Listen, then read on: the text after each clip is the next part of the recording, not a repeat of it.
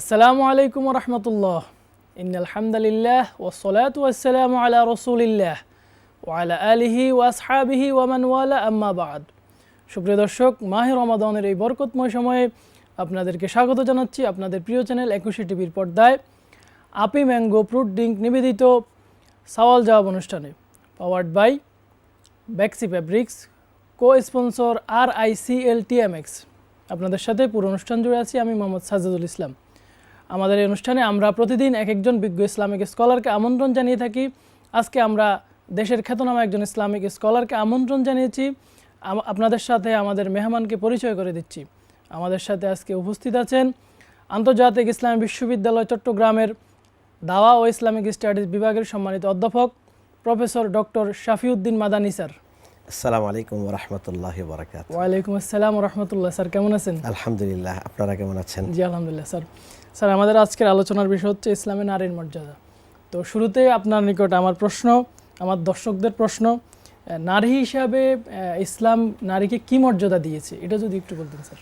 আল্লাহ রাব্বুল আলামিন নারীকে সর্বপ্রথম মানুষ হিসাবে মানবীয় মর্যাদা দান করেছে সবার আগে। জি। আদম আলাইহিস সালাতু ওয়াস সালাম সর্বপ্রথম মানুষ হিসাবে তার জীবন মর্যাদা, এই জন্য আল্লাহ রাব্বুল আলামিন বলছেন ওয়াখালাকা মিনহা যাওজাহা, তার কাছ থেকে আমি সৃষ্টি করেছি তার স্ত্রীকে, অর্থাৎ তার সমমর্যাদার স্ত্রী তার কাছ থেকে আমি সৃষ্টি করেছি, মানুষ হিসাবে মর্যাদা দিয়েছেন। এরপরে দ্বিতীয় মর্যাদা দিয়েছেন মা হিসাবে মর্যাদা দিয়েছেন। জি। অবাসা মিনহুমা রিজালান কাসীরান ওয়া নিসা, আদম এবং হাওয়া দুইজন থেকে আমি পৃথিবীতে মানবকে ছড়িয়ে দিয়েছি, সৃষ্টি করেছি। তাহলে মা হিসাবে মর্যাদা দিয়েছেন। মাতৃত্বের মর্যাদার শুধু এতটুকু বললেই এটা হক আদায় হবে না। আবু হুরায়রা রাদিয়াল্লাহু তাআলা আনহু থেকে বর্ণিত হাদিসে জনৈক সাহাবী আল্লাহ রাসূলকে বলতেছেন, মান আহাক্কুন নাসি বিহুসনি সাহাবাতি ইয়া রাসূলুল্লাহ, আমার সদাচরণের জন্য সবচেয়ে কাছের এবং শ্রেষ্ঠ ব্যক্তিটিকে? তখন আল্লাহ রাসূল বললেন তোমার মা। সেকেন্ড টাইম আবারও তিনি একই প্রশ্ন করলেন, আল্লাহ রাসূল উত্তরে বললেন মা। আবার থার্ড টাইম প্রশ্ন করলেন, আল্লাহ রাসূল উত্তর দিলেন মা। চতুর্থবার আবার প্রশ্ন করলেন, তখন আল্লাহ রাসূল উত্তর দিলেন তোমার বাবা। তাহলে বোঝা গেল মার মর্যাদা হিসাবে তার র্যাঙ্ক এত উপরে যে বাবা তার কাছে যাওয়ার জন্য আরও মাঝখানে দুইটা মর্যাদা আল্লাহ রাব্বুল আলামিন বাড়তি দিয়েছেন মাকে। জনৈক সাহাবী এসে বললেন, ইয়া রাসূলুল্লাহ, আমার সমসাময়িকরা অনেকে জেহাদে যায়, আমারও মনে চায় জেহাদে অংশগ্রহণ করতে। তখন আল্লাহ রাসূলের কাছে কেউ আসলে তিনি জানেন পারিবারিক সদস্য কারা আছে, তোমার উপর নির্ভরশীল এমন কে আছে। তখন ওই যুবকের কাছ থেকে জানতে পাইলেন যে তার মা আছে, যে এই যুবকের সাহায্য সহযোগিতার উপর নির্ভরশীল। তখন বললেন যে না, তোমার জেহাদে যাওয়া দরকার নেই, যাও মায়ের সেবা করো। সাহাবার মধ্যে এমন চিন্তা বদ্ধমূল ছিল যে জেহাদে গিয়ে শহীদ হয়ে গেলে মনে হয় জান্নাত পাবো, যার কারণে বারবার ঘুরে ফিরে এসে পিরাপিরি করছে। তখন আল্লাহ রাসূল বললেন, ইযহাব ফাযাম্মাত আল জান্নাহ তাহতা আকদামিল উম্মাহাত, তুমি যাও, তোমার জান্নাত তো তোমার ঘরে, তোমার মায়ের পদতলে তোমার জান্নাত, সেখানে গিয়ে জান্নাত খুঁজে বের করো। অর্থাৎ মাকে এত মর্যাদা ইসলাম দিয়েছেন। স্যার আপনাকে অসংখ্য ধন্যবাদ। আমরা আবারও আপনার কাছে ফিরব।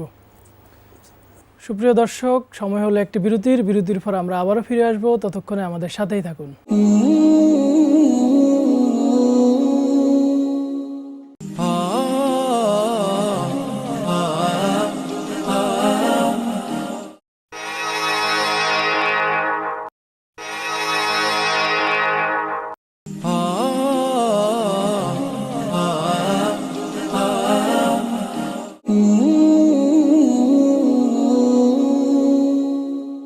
সুপ্রিয় দর্শক, বিরতির পর আবারও ফিরে এলাম। আপনারা দেখছেন আফি ম্যাঙ্গো ফ্রুট ড্রিঙ্ক নিবেদিত সওয়াল জবাব অনুষ্ঠান, powered by Bexi fabrics, co sponsor RICLTMX।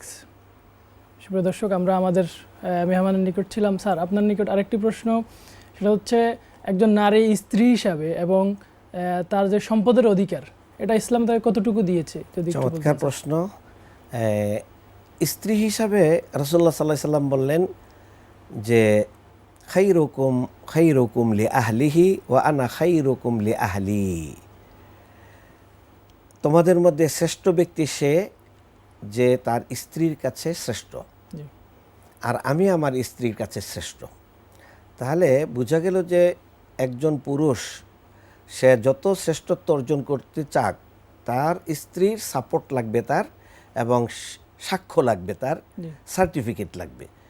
এখন স্ত্রীর কাছে স্ত্রীকে যদি সে অমর্যাদা করে, অপমান করে, অত্যাচার করে, অসম্মান করে, তাহলে স্ত্রীকে তার পক্ষে সাপোর্ট দিবে? কখনো সাপোর্ট দিবে না। এই জন্য আল্লাহ রাসূল সাল্লাল্লাহু আলাইহি সাল্লাম বললেন যে এই স্বামী স্ত্রী একজন আরেকজনের সমমর্যাদার, তবে পুরুষকে কর্তৃত্বের দায়িত্বটা দেওয়া হয়েছে, এটা আলাদা দিক। কিন্তু স্ত্রীর কাছে মর্যাদার অধিকার নিয়ে একজন স্বামীকে তার মর্যাদার আসন অলঙ্কৃত করতে হবে। হ্যাঁ, এই নিয়ে অনেক গল্প আছে, কথা আছে, প্রমাণ আছে। আর আমরা এবার আসি মালিকানার দিক থেকে। আমরা এখানে আরেকটা মালিকানা দেখেন যে বৈবাহিক সম্পর্কের মাধ্যমে স্বামী স্ত্রীর সূচনা হয়। এখানে দুইটা দিক খুব গুরুত্বপূর্ণ। একটা হলো বিবাহের মাধ্যমে একটা নারী তার সম্মতি ছাড়া তার বিবাহ ইসলাম বৈধ করেনি। এই সম্মতিটাকে দেওয়া হয় বাকস্বাধীনতা, আর এই অধিকারটা ইসলাম সর্বপ্রথম প্রতিষ্ঠিত করেছে এই পৃথিবীতে। এর আগে বা এর পরে এত বাকস্বাধীনতা, এখনও বিভিন্ন ধর্মে বিবাহ আছে, নারীদের এত মতামত নিয়ে বিবাহ শাদী সম্পন্ন হয়, এটা অন্য ধর্মে এত বাধ্যবাধক করেনি, ইসলাম যতটা করেছে। আর্থিক এবং অর্থনৈতিক সম্পদের মালিকানার যে অধিকার, এটা বৈবাহিক ক্ষেত্রে দেখেন, বিবাহ করতে হলে তার একটা মালিকানা, স্ত্রীকে সম্পদের মালিকানার অধিকার দিতে হবে। সূরা নিসার 7 নম্বর আয়াতে লির রিজালি নাসিবুম মিম্মা ইকতাসাবু ওয়া লিন নিসাই নাসিবুম মিম্মা ইকতাসাবনা, এই আয়াতে আল্লাহ রাব্বুল আলামিন বলছেন যে যেটা উপার্জন করবে, তাহলে বোঝা গেল নারীদের উপার্জনের অধিকার দেওয়া হয়েছে, তারা উপার্জন করতে পারবে। আবার উপার্জনের পরে তার যে মালিকানা, সেই মালিকানা তার এককভাবে তারই জন্য এটা নির্ধারিত হবে। এই মালিকানা তাই সে স্বামীকে দিয়ে দিতে বাধ্য না। এভাবে আল্লাহ রাব্বুল আলামিন নারীদের মালিকানার অধিকার নিশ্চিত করেছেন। জি স্যার, আপনাকে অসংখ্য ধন্যবাদ কষ্ট করে এসে আমাদেরকে সময় দেওয়ার জন্য।